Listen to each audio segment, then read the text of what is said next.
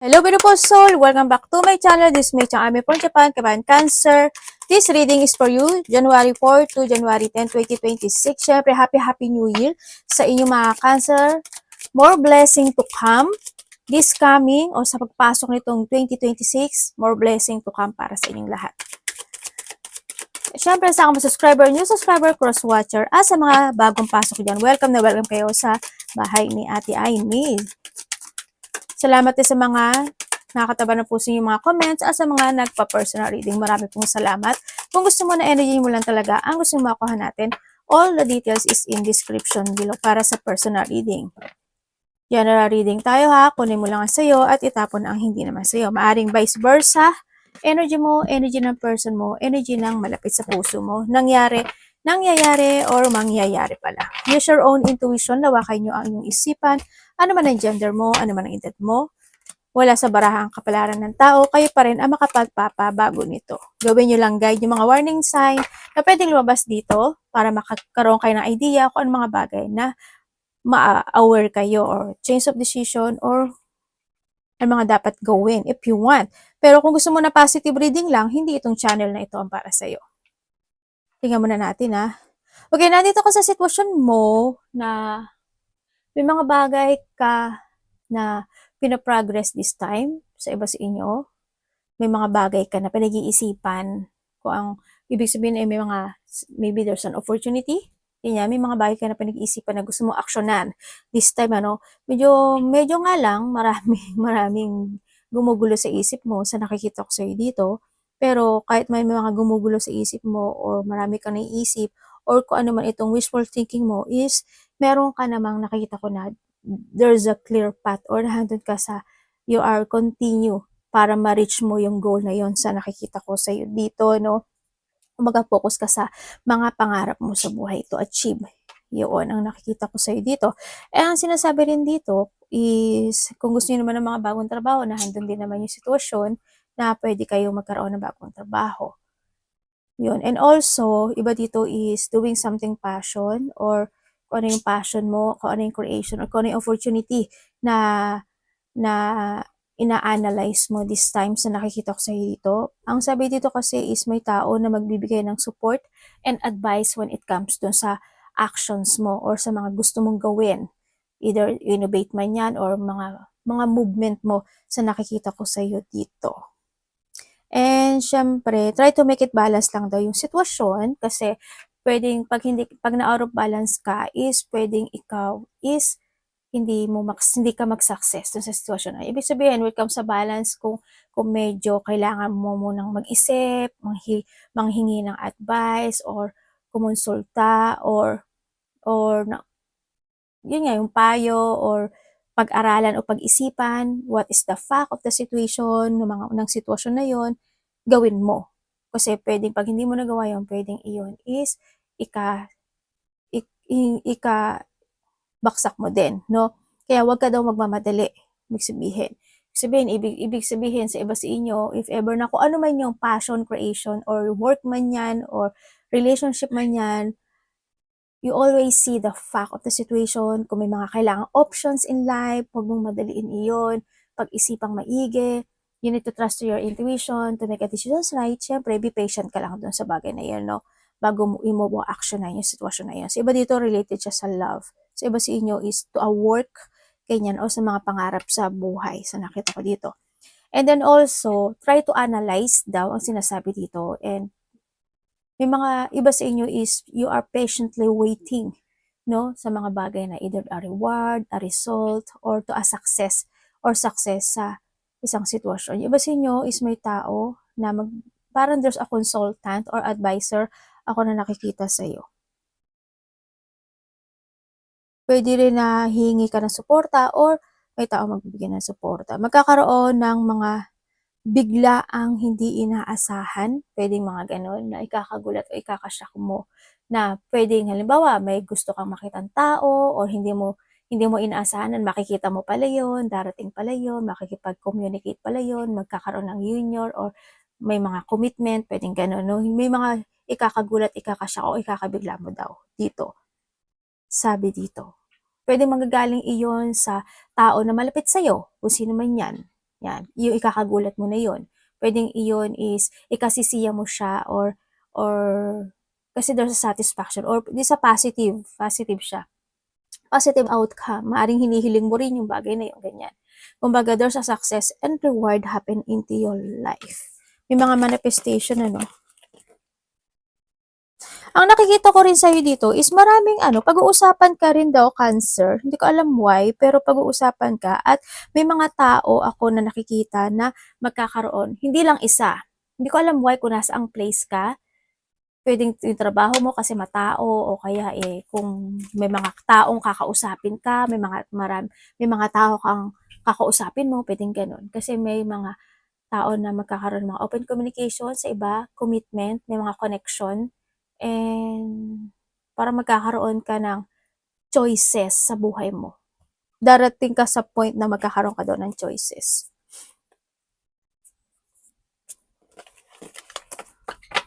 Tingnan natin. Ay, baliktad. Meron kang 4, 11, 20, 30, and 24. Meron kang Pisces, Capricorn, Gemini, Virgo, and Cancer.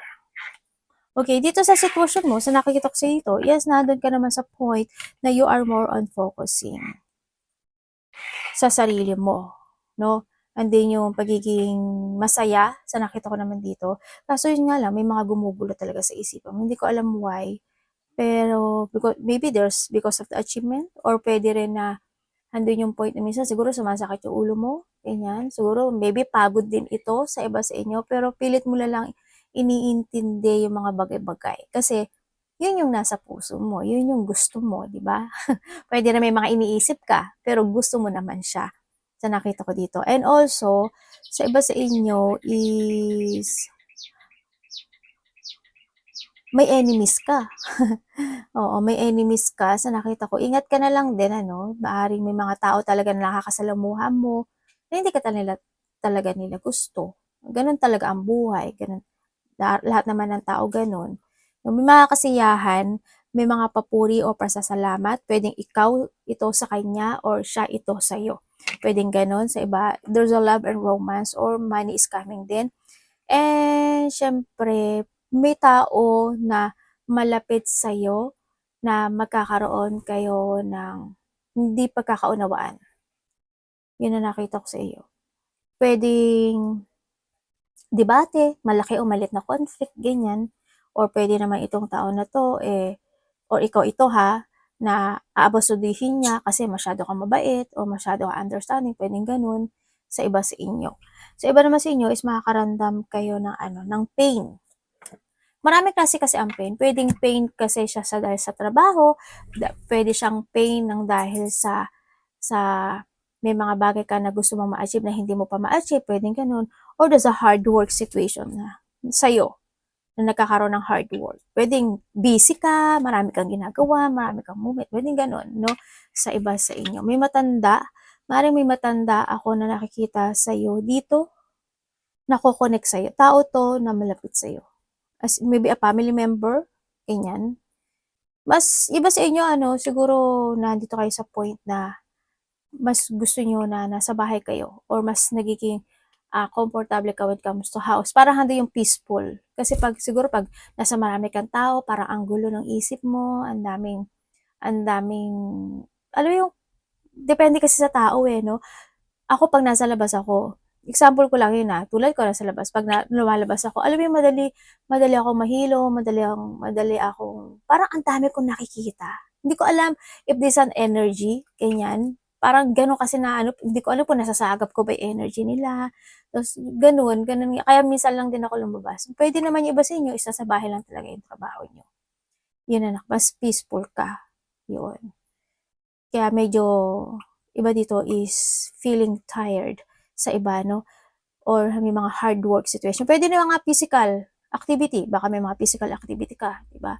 Ganon. Iba sa inyo, you are in a networking, no? Iba sa inyo, may mga outgoing, maybe nasa public place ka, maybe you are a teacher, there's an outdoor, o kaya is nasa YouTube, TikTok, Reels, Facebook, ano pa ba? Hindi ko alam mga social media, pwedeng ano yan. Basta nasa mataong lugar or nakakaroon ka ng connection sa mga iba't ibang tao, pwedeng gano'n sa iba sa inyo, no? Yun, maaring may mga tao na mas kumo-connect sa'yo palagi is mas may edad sa'yo, ahead sa'yo, pwedeng gano'n sa iba sa inyo, no? And then, ang nakikita ko rin dito is,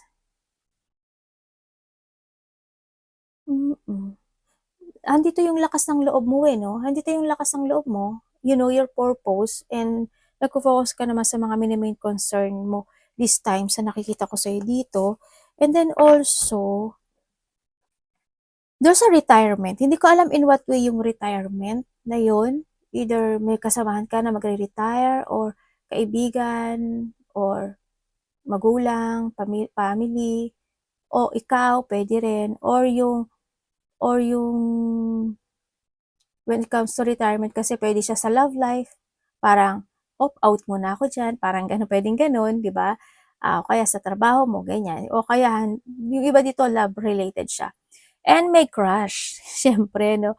May tao na magkakaroon ng paghanga o crush man yan, paghanga. Pwede ikaw yung hahanga or may tao na hahangaan o magkakaroon sa'yo ng crush, ganyan. Magkakaroon ng affection sa iba sa inyo. Tingnan natin na iyong energy. Mag-ingat, habaan mo lang yung PC mo, no? Tsaka, mag-relax ka lang din. Pagkapagod ka, mag-relax ka.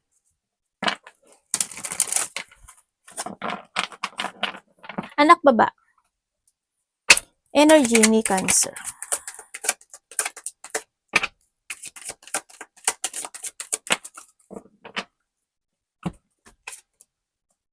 Uy.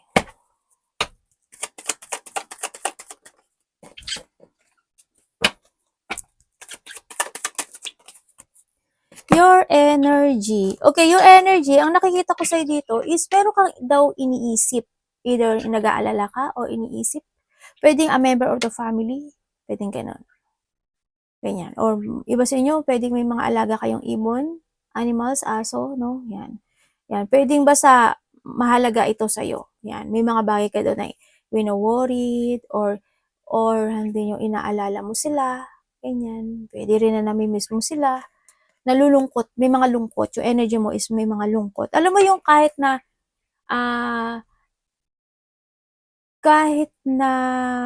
nasa point ka na pag-iisip na nagkakaroon ka ng sadness, worrying, feeling stress, anxiety man yan, or nahata ka ng nakaraan o ng sitwasyon, ang nakita ko sa'yo is hindi mo siya sinushow. Pinipeke mo yung sarili mo. Alam mo yun, halimbawa malungkot ka pero papakita mo sa kanila na masaya ka. Yung mga ganyan. O kaya may mga inaalala ka pero papakita mo na you're okay. Nandun ka sa point na. May mga na-miss ka o may mga mariremanizing ka na tao sa buhay mo. Tao man yan o pet mo man yan. Yun na nakikita ko sa'yo dito na energy mo. Iba sa inyo, siguro may mga insomnia kayo o kaya ano ba 'to? Sumasakit palagi ulo nyo, no? Iba. Lalo na pagka busy ka talaga. Yun ang energy mo. Happy naman. Happy yun nga lang, minsan hindi ka nagiging totoo. Siguro nga, you're missing someone o kaya naiisip mo yung tao na yun, yung pamilya mo, yung mahal mo sa buhay, alaga mo, if ever na meron ka, yung anak mo, kapatid mo, kung sino man, kung ano man yun. No, nagkakaroon ka rin ng revisiting from the past situation. Ganyan. Pwedeng may mga naalala kang kaibigan mo, relasyon mo, or kung sino man yan, no? Nagkakaroon ng alaala sa nakaraang sitwasyon. Pwede iba sa inyo is nagkakaroon kayo ng mga nightmare situation. Maaaring napapanaginipan nyo yung mga taong mahal mo sa buhay. Diba? Yun. May mga bagay, ang nakikita ko sa dito is stagnant kayo. Hindi ko alam why, but may tao na nai-stagnant or there's a stagnant situation sa'yo. Pwedeng ganun sa iba. Yun. May mga bagay na hindi ka pa makapag-desisyon at wala pang katiyakan. Kaya maaaring doon isa rin yung sa nakapagbibigay ng pag-aalala sa'yo. Pwedeng ganun. Parating.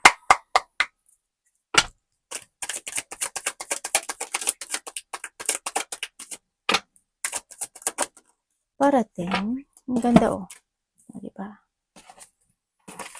Devil Sabi namang lalabas, devil pa talaga.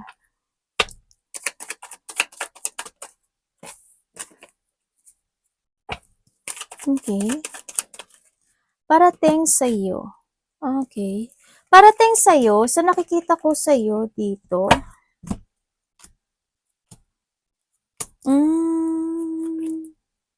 okay. Meron ka daw, meron kang goal or plano, ako na nakikita sa'yo, na maaring ito is negative pa. Yun na nakikita ko. Parang either wala pang kasiguraduhan or hindi lang siya na-actionan or hindi lang siya na nafofokusan. Yun na nakita ko. Meron ka daw goal na ganun. Na hindi mo lang pinupush, maybe hindi mo pinupush or maybe naman na hindi ka makapag-desisyon, pwedeng ganun. Sa iba sa inyo, meron ka daw ganun. Sa nakita ko dito. And also parating sa'yo is yung, halimbawa, ano ba ate yan? Halimbawa, may gusto kang lakarin, may gusto mo mag-apply ng bagong trabaho, may gusto ka, kung gusto mo mag-outgoing, ganyan. Kung ano man yan, gusto mo umuwi sa Pilipinas, sa probinsya, o sa kalapit baryo, kung ano man yan, na goal mo ha, basta goal siya. Sa nakikita ko dito. Also, parating sa'yo, sa nakikita ko sa'yo, dito is meron ka daw ikakagulat o ikabibigla na isang sitwasyon sa buhay mo na na, na isang mahalaga sa iyo na may konting lungkot ka na mararamdaman, maybe, sa iba, sa inyo. May konting lungkot ka na mararamdaman. Pwede naman na nalulungkot ka kasi you're feeling alone, you're feeling abandoned, or you're feeling rejected, or talagang mas gusto mo lang talaga mag-isa. Pero nakikita ko rin dito, there's a celebration. Fun, happiness, enjoyment, and may mga getting together, close relationship man yan, family unity, reunion, may mga surprise parties event within the 4 days, 4 weeks, 4 months, man yan, o nangyari daw sa iba, or sa iba dito is mangyayari pa lang, you will enjoy the fruit of your labor and success. Ang sinasabi rin dito.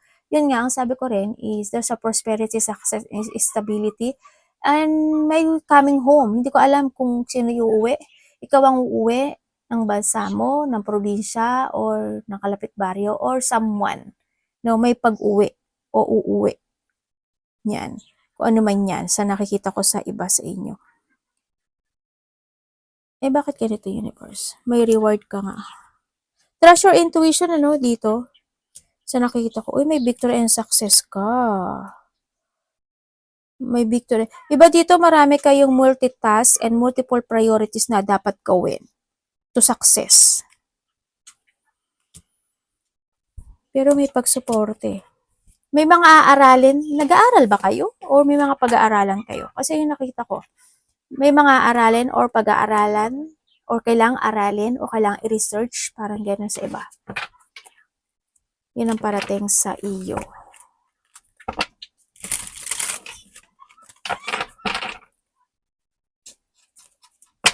Dapat iwasan ni Cancer.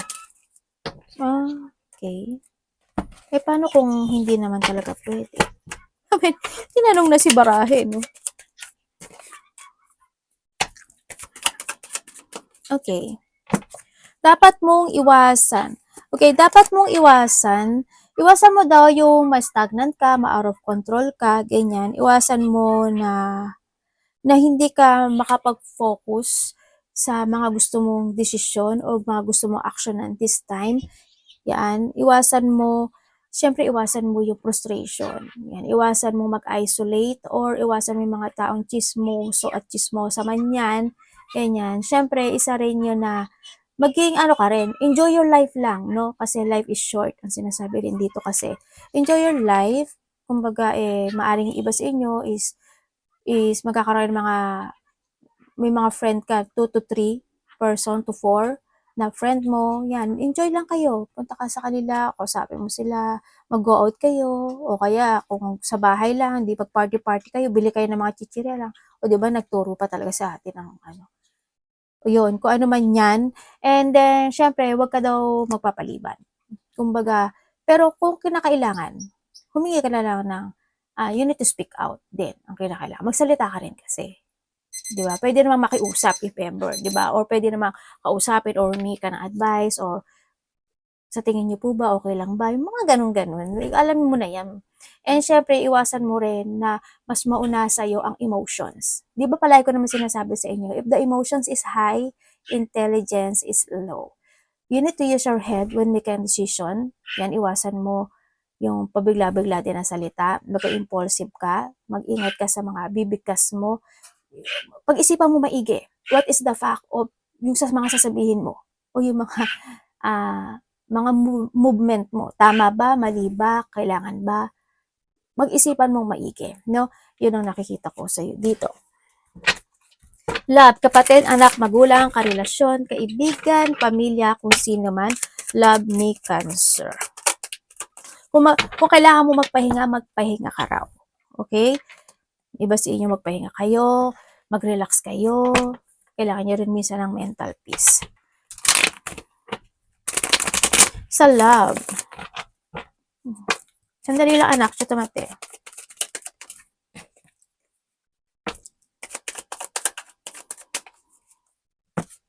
Kung kayo is single, anak gumen eh.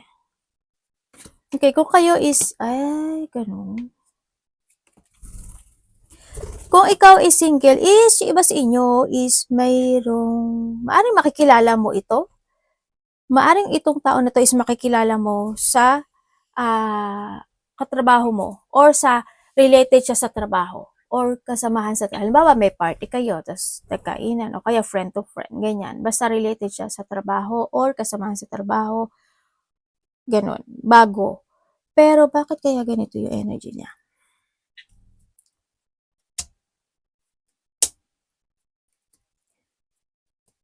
Ay, iba dito, kilala mo na to. Iba sa inyo, kilala mo na to. Iba sa inyo, bakit ganito? May dalawang tao, ibig sabihin may family to. May karelasyon to or may family. Kasi parang may hinahide siya. Itong tao na to. Ingat ka na lang, mag-trust ka sa intuition mo dito. Kasi baka mamaya mapasok ka sa third party. Mas masakit yun. No? Pag-isipan mo maigi to. Pag-isipan at pag-aralan mo to. Iba sa inyo, nakakausap nyo na to. Pag kung sasabihin niya sa'yo na nahiwalay na sila, sa tingin ko may connection pa silang dalawa. Inano agad no? Binangga no? Well, sa inyo naman yun. Basta alam ko naman, alam nyo yung tama at mali. Pagkatiwalaan nyo yung intuition nyo. Kung alam mo na gano'n ang sitwasyon, umiwas ka na. Kaysa naman na magsasayang ka na energy mo sa kanya. Diba? Wasting time. Alam mo yun. Sa iba sa inyo, maaring kakilala mo na talaga ito na magkakaroon lang ulit kayo ng connection.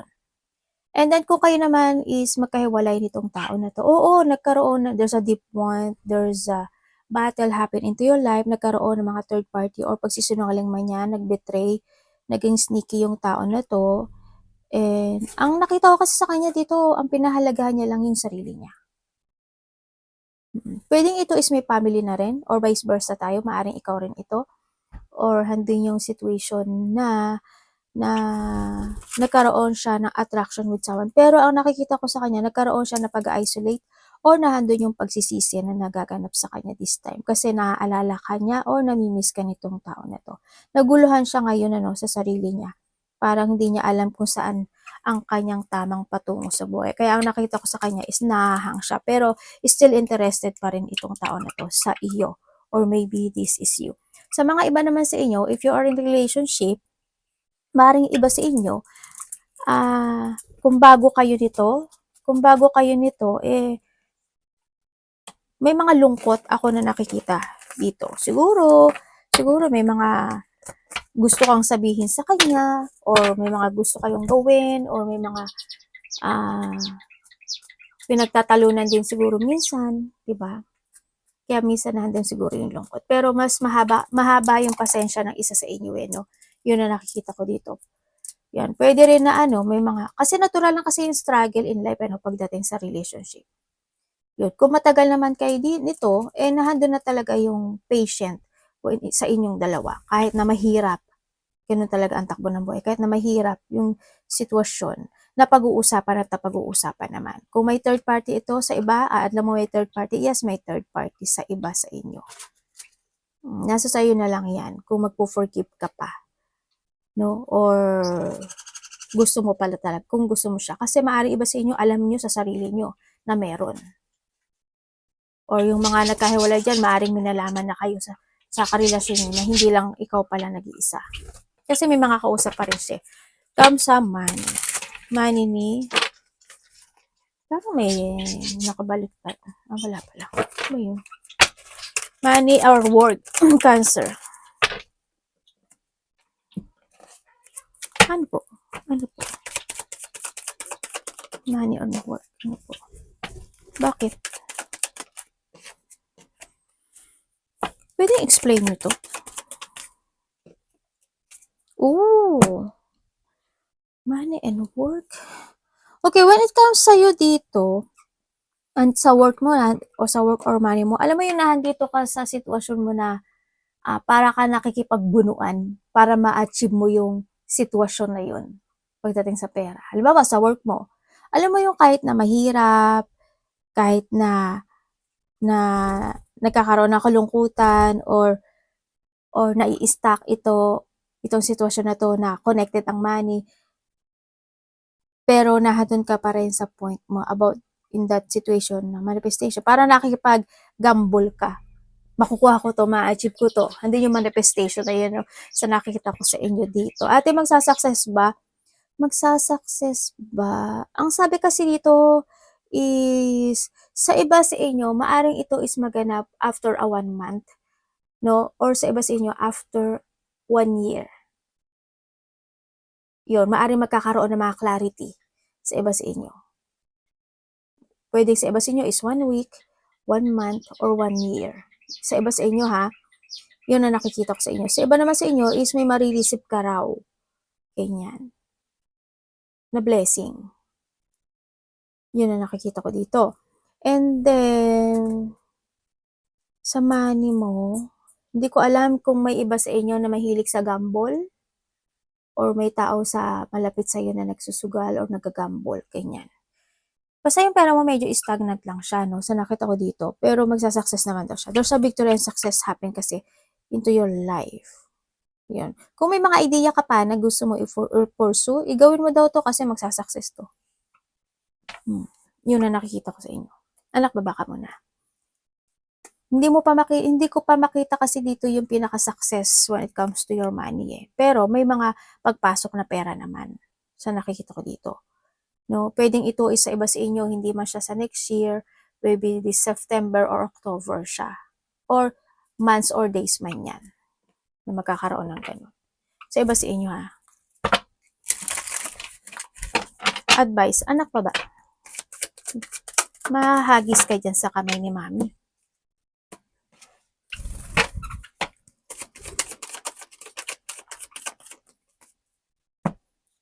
Okay, when it comes sa advice, wag ka daw malungkot, sabi dito. Kailangan mo rin daw ng discipline, no? Sa akin na kaya iniinom, sa pera, sa mga bagay-bagay. Pwede sa mga connections, sa nakita ko dito. And, syempre, don't isolate yourself. Ibig sabihin, sabi ko nga kanina, life is short. No? Kung kailangan mo magsaya din, gawin mo lang. Alam ko naman na masayahin naman kayo. Siyempre, kung alam mong pagod ka, mag-relax ka, ganyan. Mag-coffee ka, ganun gawin mo. Kahit naman, ewan ko sa Pilipinas, sa Pinas kasi, di ba, parang pagka nag-iisa ka, pupunta ka ng Starbucks, nag-iisa ka, parang mukha kang tanga, di ba? Sa Japan, hindi talaga. Kasi dito, almost, hindi naman 100%, pero marami ang nag-iisa. Marami ang nagpupunta ng mga Starbucks, coffee, basta nasa coffee sila o kung saan yan. Mag-isa lang sila. Sa ano lang naman siguro hindi ko alam kung sa Pilipinas lang siya, pero sa Pilipinas ganun, parang, ay kawawa naman siya, nag-iisa siya. Parang ganun yung image lang. Dito kasi, hindi Hindi sila bothered dun sa sitwasyon na yun. Diba? Kasi sa Japan kasi walang pakialamanan, diba? Ganyan. Tsaka, Diyos ko, mas peaceful, ano? Mas peaceful kaya mag-isa kasi walang magti-trigger sa'yo na mga chismis-chismis na yan, Diyos ko po. 'Di ba? 'Yun ang nakikita ko sa'yo dito and try to make it balance, be organized sa lahat, maging organized ka, iwas ka sa mga chaos, basta you need control and balance and you need to be very careful when it comes sa mga plano mo sa buhay mo, ha. Huwag kang magda-doubt sa sarili mo or magda-doubt sa mga gusto mo i-forward or aksiyunan ng mga bagay-bagay o sitwasyon, but you need to be very careful doon. Tandaan mo, this is a time to place your future in your own hand. If kailangan mo pa talaga mag-look ng option in life, gawin mo. Mas good yun. At least, hindi ka lang sa isa. Halimbawa, nagpa-doktor ka. Dito sinabi sa'yo, ganito yung sakit mo, ganyan yung sakit mo. Punta ka sa second option, third option. Pwedeng ganon. O kaya sa trabaho, di ba? Huwag ka lang tumutok sa isa. Mag-apply ka rin sa iba. Ganon. Kung saan man yan. O sa love life, ganon din. Di ba? Salain mo sila. Ganon lang yun. No? Arigato naman si God bless.